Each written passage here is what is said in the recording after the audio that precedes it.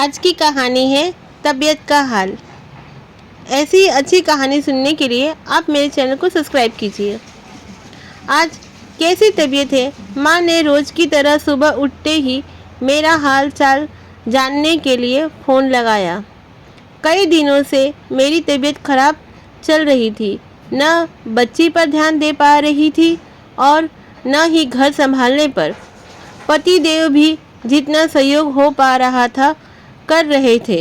मैंने माँ से कहा, माँ आज तो अचानक ही मेरी तबीयत में काफ़ी सुधार महसूस हो रहा है। लग रहा है कि जैसे कुछ हुआ ही नहीं था मुझे। माँ के कलेजे को तसल्ली पड़ी। मेरे यह शब्द सुनकर बोली, शुक्र है माता रानी का, मेरा बताया हुआ काढ़ा आखिर असर कर ही गया। चल ठीक है, तू अपना ध्यान रख। पति देव ऑफिस में लाख व्यस्त रहते, लेकिन लंच के समय बाहर का खाना उन्हें मेरी याद दिला देता और वह खाने से पहले मेरा हालचाल जानने के लिए फ़ोन करते। वे भी आज मेरी काफ़ी सुधार महसूस होने की बात सुनकर खुश होकर बोले, मैंने कहा था ना पहले वाली दवाइयाँ सूट नहीं कर रही हैं। जब से दूसरे डॉक्टर से दिखाया है तब से सुधार हुआ है।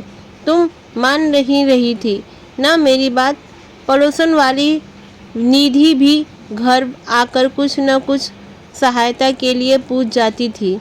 आज जब उसे फ़ोन पर बताया कि आज तो मुझे ऐसा लग रहा है कि मैं बीमार हुई ही नहीं, तो वह चहक कर बोली, अरे यार मुझे पता था, मेरे चाचा जी के गांव के वैद्य की दी हुई पुड़ियाओं का ही असर है। चलो बहुत अच्छी बात है, तुम ठीक हो गई हो। मैं नहा धोकर अपनी छोटी सी बेटी के सिरहाने बैठी और उसे दुलारने लगी। उसने आंखें खुलते ही पूछा, अम्मा आप कैसी हो? मैंने कहा, आज तो मैं एकदम ठीक हूँ। मेरी गुड़िया रानी इतने दिनों से उससे जी भरकर प्यार भी नहीं कर पा रही थी कि उसे कोई संक्रमण ना हो जाए। मेरे गले में झूलते हुए और मुझे चूमते हुए उसने बताया, मम्मा मैं कल रात में भगवान जी के सामने बहुत देर तक बैठी रही और उनसे जिद की कि जब तक आप मेरी अम्मा को ठीक नहीं करोगे मैं आपसे बात नहीं करूँगी।